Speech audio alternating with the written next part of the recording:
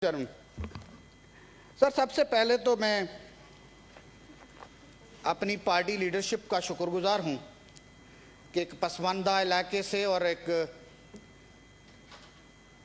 ऐसी कम्युनिटी से जिसको कभी अनटचेबल कहा जाता था, कभी शेड्यूल्ड कास्ट कहा गया। यहाँ सब जरा मुख्तसर करनी पड़ेगी आपको, मेहरबानी करें सर। 8-10 मिनट में तो मेहरबानी करें जी। सर हमें तो पूरा 6 साल में भी बहुत कम टाइम मिला, 1-2 मिनट कर लेंगे। बैक बेंचर्स से तो हमारे लिए, मेरे लिए आप बड़े एहतराम रखते हैं, लेकिन हमें जिस तरह आपको पता है खास उस तरह मुश्किल अगर आधा पौना घंटा नहीं देते तो हमारा कल ही बारी आ जाती। खैर मैं कोशिश करूंगा आपके जी मिनॉरिटी वालों के साथ जुल्म कर रहे हो। अच्छा टाइम मिल रहा है जी। तो सर वो पार्टी लीडरशिप का मैं शुक्रिया अदा करता हूं कि वो क्लास जिसने कभी सोचा नहीं था, जिसकी पहुंच गैलरी में बैठने तक की नहीं थी, वो पाकिस्तान पीपल्स पार्टी ने करके दिखाया। और हम आज ये अनवर लाल, दीन, कृष्णा और बाकी हमसे पहले भी काफ़ी ऐसे वर्कर क्लास के लोग आए हैं जो इस ऐवान का हिस्सा बने। नंबर 2 सर, मैं वहाँ पे जनरल इलेक्शन लड़ता रहा हूँ और एक्स चीफ मिनिस्टर के साथ इलेक्शन लड़ा, और वहाँ के अरबाब जो थे वो बेताज बादशाह, अनडिफीटेबल समझे जाते थे। लेकिन ये पीपल्स पार्टी का पावर था, हम वर्कर्स ने मेहनत की, उनको घुटने टेकने के मजबूर किया। कुछ दिन पहले रिजल्ट आई है, आपने देखा कि पीटीआई के कैंडिडेट को 50,000 से ऊपर लीड से हमने डिफीट किया है और हमारे कैंडिडेट ने जीता है। जनाब चेयरमैन, अगर वो जो अनफॉरगॉटन जो पीपल हैं जो इस मुल्क से वफादार भी हैं, मेरे घर से बॉर्डर 15-20 किलोमीटर तक है, लेकिन अब तक ये है कि हमारे कॉन्स्टिट्यूशन में लिखा हुआ है, हालांकि हम में से कोई प्रेसिडेंट प्राइम मिनिस्टर नहीं बन सकता, लेकिन लिखा हुआ है कि नॉन मुस्लिम नहीं बन सकता, उसका मुस्लिम होना ज़रूरी है। ये मैं समझता हूं कि उस कॉन्स्टिट्यूशन पे दाग है और डेमोक्रेसी के लिए एक क्वेश्चन मार्क है। तो जनाब चेयरमैन, मैं यहाँ इस ऐवान में आने से ये हुआ कि वो लोग, हमारे मुल्क के बड़े बड़े जहन, बड़े बड़े लोग, उनसे भी मुलाकात रही, जिसमें मोहतरम एतजाज हसन साहब हैं, रज़ा रब्बानी साहब हैं, मोहतरम चेरी रहमान साहबा हैं, ससी पलीजो साहबा हैं, राजा जफरुल साहब हैं, मरहूम हासिल बिजंजो, उस्मान खान काकड़ हमारे कमेटी लेस डेवलप एरियाज़ के बड़े एक्टिव चेयरमैन थे और उन्होंने बहुत काम किया। जनरल कयूम साहब से भी रहा और बहुत अच्छे लविंग मेरे साथ कम से कम रहे। और इसके अलावा जो हमारे साथी बिछड़ गए उनको भी मैं याद करना चाहता हूँ। हासिल बिजंजो साहब जो हमेशा हमारे क्लास के लोगों के लिए बोला करते थे, सरदार एज़म खान मूसा खेल साहब, जिन्होंने भी अपने इलाके के लिए, कौमियतों के लिए बहुत बड़ी बात की, और आगा शाहजाब दुरानी साहब, वो हमसे बिछड़ गए, वो हमारे यादों में हमेशा रहेंगे। सर, हमारा कानून कोटा मुकर्रर करता है। हमारे डॉक्टर सिकंदर महेंद्रो साहब ने एक मोशन रखा हुआ था कि जो प्रोविंशियल कोटा है उस पर अमल हो रहा है, नहीं हो रहा है, लेकिन मेरा ख्याल है वो 3 साल गुजार चुके हैं। अभी 3 सालों में अल्लाह करे, उम्मीद करता हूं कि वो आ जाए कि भाई जो कानून कहता है कि प्रोविंसेस को कोटा मिलनी चाहिए, वो नहीं मिल रही है, और उसके जो सफ़र, जो नुकसान में हम हैं, वो सिंध और बलूचिस्तान ख़ास तौर पर है। सर, ये जो जिस पार्लियामेंट में हम खड़े हैं और भुट्टो साहब जो लोगों की आवाज़ बना था, वो भुट्टो साहब ने जो बाय कैमरल कॉन्स्टिट्यूशन ही बनाया, उसकी वजह से है, और आज हम जैसे लोग इस के हिस्से हैं। और सर, नॉन मुस्लिम्स के लिए भी एक कोटा मखसूस है। मैंने बड़ी कोशिश की, क्वेश्चंस डाले, क्वेश्चंस के जवाब तक नहीं आते हैं। जो हमारे रिलीजियस अफेयर्स की मिनिस्ट्री के नीचे माइनॉरिटी अफेयर्स की डिवीज़न है, बजाते खुद उसमें भी उसका अमल किया नहीं जाता है। ये बहुत अफसोसनाक बात है। तो सर इसके अलावा हमारे प्रोविंसेस के जो इश्यूज हैं उन इश्यूज में अगर आप देखेंगे तो एनएफसी अवार्ड पे 10 साल से अमल नहीं हो रहा है और कॉन्स्टिट्यूशन कहता है कि हर एनएफसी अवार्ड पे आप उससे कम नहीं कर सकते हैं, बढ़ा सकते हैं। हमारे रेवेन्यूज भी बढ़े हैं, हमारे जो इनकम पूरी कंट्री की है वो बढ़ी है, टैक्सेस में बेइंतहा इजाफा किया गया है लोगों को, लेकिन वो उसका प्रोविंसेस को जो हिस्सा हर साल 5 साल में मिलना चाहिए मिल रहा है। लिहाजा हमारे सूबे चीखते रहते हैं लेकिन कोई सुनने वाला नहीं है। ये तो ये आपकी हुकूमत जो है वो तो इस 18th अमेंडमेंट को भी ख़त्म करना चाहती है क्योंकि ये प्रोविंसेस को राइट देती है। ये सिर्फ सेंटर में डिक्टेटर बन के बैठना चाहते हैं। जनाब चेयरमैन, हमारे यहाँ अजीब किस्म की एक सूरत हाल है।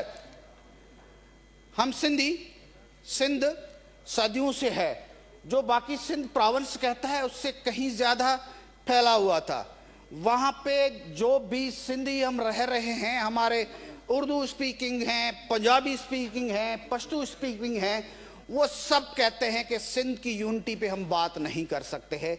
लेकिन यहाँ के वो मैं क्या कहूँ, नमक हरामी कहूँ, जो सिंध का खाकर सिंध के तकसीम की बात करते हैं, वो मैं कहता हूँ कि सिंध तकसीम नहीं हो सकता क्योंकि ये जो आपने अल्फाज इस्तेमाल किए इनको हज़फ करते हैं। जी मेहरबानी करें, आपने कह दिया। बहरहाल मेरे जज्बात हैं, जो भी अच्छा लफ्ज़ हो, लेकिन ये है तयशुदा है हम सिंधी लोगों का।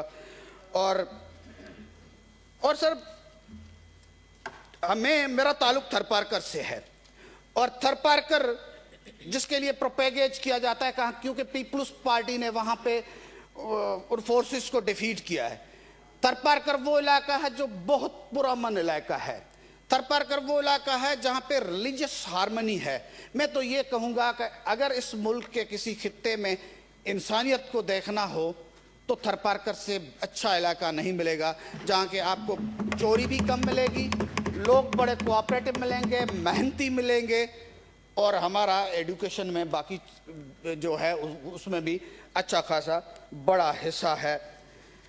और सर वो थरपारकर सिर्फ ये नहीं है कि उसको इसे प्रोपेगेज करके कहा जाए कि भाई वहाँ पे सिर्फ बच्चे जो है मरते हैं, सिंध गवर्नमेंट की बैड गवर्नमेंट है। लेकिन मैं यहाँ पे दावा से कह सकता हूँ जो हमारे डिस्ट्रिक्ट हेडक्वार्टर की हॉस्पिटल है, जो हमारे तालका हेडक्वार्टर की हॉस्पिटल है और डिस्पेंसरीज भी हैं, हमारी लेस डेवलप्ड एरियाज की कमेटी ने विजिट किया था और उस रिपोर्ट में भी लिखा है।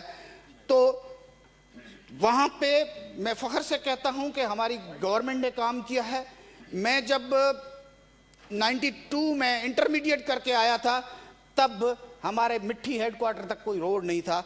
आज माशाल्लाह मैं चैलेंज से कहता हूं कि पूरे मुल्क में सबसे अच्छे रोड वहां पे बने हुए हैं।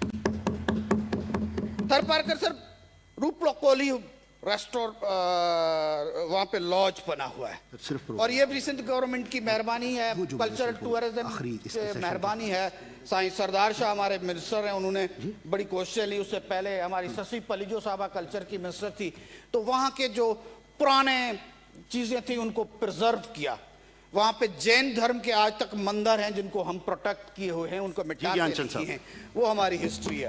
सर बहुत शुक्रिया। सर देखिए नहीं, एक सेकंड वो बोल रहे हैं, अभी बोल रहे हैं सर। मैं जी सर मैं जैसा कि आप एक्चुअली सर ये आउटगोइंग सेनेट्स के लिए है, हमें डिस्टर्ब नहीं किया जाए। उस दिन की भी हमने बायकॉट दुरुस्त कह रहे हैं आप दुरुस्त कह रहे हैं, लेकिन एक्चुअली बाकी ज्ञानचंद साहब आप बिल्कुल 100% दुरुस्त कह रहे हैं। एक्चुअली प्रॉब्लम इज दिस कि अभी सारे सेक्रेटेरिएट स्टाफ ने जाके बहुत सारी चीजें करनी है, that's the reason, otherwise not.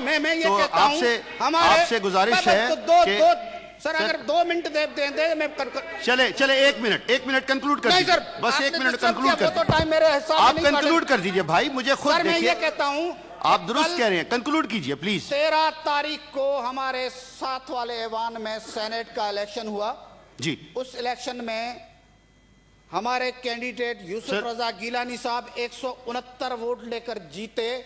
मैं बड़े अफसोस से कहता हूं कि हमारे प्राइम मिनिस्टर ने उसको उसी ऐवान में खड़ा होकर कहा कि ये डाकू है, ये चोर है, ये वो है, लेकिन उन्होंने कोई डिसेंसी नहीं। बहुत शुक्रिया जनाब। नहीं सर, मैं आखिर में ज्ञानचंद साहब, सर मैं ये कह रहा हूं कि कल वो इस ऐवान के मेंबर हो चुके हैं, वो इस ऐवान के मेंबर हो चुके हैं। मैं सिर्फ आज आखिरी दिन है इजलास का। देखिए, मैं किसी को नाराज नहीं करना चाहता। सेक्रेटेरिएट कल कोई भी जीत कर आए, मेरी गुजारिश आप सुन लीजिए। देखिए, लास्ट डे भी आपने ऐसे ही किया था। मेरी आपसे गुजारिश है, आप प्लीज सुन लीजिए। देखिए, सुन तो लीजिए भाई। आप तशरीफ रखेंगे, आप सुनेंगे। Would you want me to pro the house right now और you are going to listen to me? नहीं, आप मुझे ना कहिए, मुझे पता है किसको बोलने देना है। आप सिर्फ तशरीफ रखिए, प्लीज आप तशरीफ रखिए। लास्ट टाइम भी आपने ऐसे ही किया था जनाब। मैंने आपकी बात पर नहीं चलना तंगी साहब, मैंने आपकी बात पर नहीं चलना। देखिए, जो इस वक्त रिक्वायरमेंट है हाउस की, उसके मुताबिक चलना है। Don't put me like this कि जिसमें कोई भी बात ना कर सके। ये आप तंगी साहब को समझा लीजिए ji please. This is not fair, this is not the way. देखिए, हमने सारी कौम देख रही होती है, इन्हीं बातों की वजह से आज हमारा सेनेट बदनाम हुआ है। खुदारा, आज आखिरी दिन है। मेरी आप सबसे गुजारिश है कि आप इस तरह का माहौल रखें कि सबकी इज्जत हो, हुकूमत की भी इज्जत हो, अपोजिशन की भी इज्जत हो। जो बेतौकीरी हुई है वो तौकीरी ना हो, जो हमारे ऐवान का इस्तेसाल हुआ है वो ना हो। जो आज कौम के सामने तमाशा बना है, और कौन बनाने वाले हैं? ये जो लोग यहां बैठते हैं, दूसरे नहीं हैं। क्यों आप ऐसा माहौल क्रिएट करते हैं? जरा सी देर में आप जो है ना चीजों को कहां से कहां लेकर चले जाते हैं। क्या इस तरह कौम के लिए कोई बेहतरी होगी? आपको मैंने कहा आप कंक्लूड कीजिए, और उसमें तंगी साहब का क्या काम है? This is not fair at all. और यही होता रहा है। अगर तंगी साहब अगले 3 साल भी बैठकर ऐसा करेंगे तो सारी कौम फिर क्या सोचेगी? देखिए, मैम बिल्कुल, मैं उनको, आप 1 मिनट में कंक्लूड कर लीजिए प्लीज, बस। Otherwise I am going to prorogue, I will left with no option. Sir, आप इससे ऐवान से जबरदस्ती ना करें। अगर मैंने कोई गलती की, मुझे बाहर निकाल दे। मेरा भाई, अब यहाँ बैठकर अगर लोग जो हैं वो चेयरमैन को डिक्टेट करेंगे, is it fair at all? Conclude sir, मैं ये कहता हूं कि थरपारकर हमारा बहुत अच्छा इलाका है। हम वहां पे किसी मजहब की बुनियाद पे, किसी फिरके की बुनियाद पे किसी भी तरह के नफरतें नहीं फैलाते हैं। हम मोहब्बत करने वाले लोग हैं। Thank you very much. पूरे ऐवान के साथियों को दावत देता हूं कि वो थरपारकर विजिट करें और सीखें कि मुल्क में किस तरह से पुरअमन बनाया जा सकता है। आखिर में एक आधा शेर है, वो कहते हैं ना कि तस्बीह गिराने से कोई पयंबर नहीं बनता और बंदर नचाने से कोई कलंदर नहीं बनता। आप ये तो अल्लाह को पता है ना कौन नाच रहा है और कौन नचा रहा है, इसलिए आप ऐसी बातें ना करें। थैंक यू वेरी मच जी। मैं एक बार फिर सारे ऐवान का शुक्रिया अदा करूंगा। आज हमारा लास्ट सेशन है और उस सेशन में जिस तरह से ये पहला हुआ, मैं दुआगो हूं कि आइंदा ऐसा माहौल ना हो, हमारे ऐवान की बेतौकीरी ना हो, हमारे सेनेटर साहिबान जो हैं उनको अल्लाह ताला और इज्जत दे। चूंकि ये हमारी कौम का सबसे बड़ा ऐवान है, खुदा ताला हमें तौफीक दे, हम एक दूसरे को बर्दाश्त करें और एक दूसरे की इज्जत का ख्याल करें। I will now read out the prorogation order received from president in exercise of the powers confirmed by clause 1 of article 54 the constitution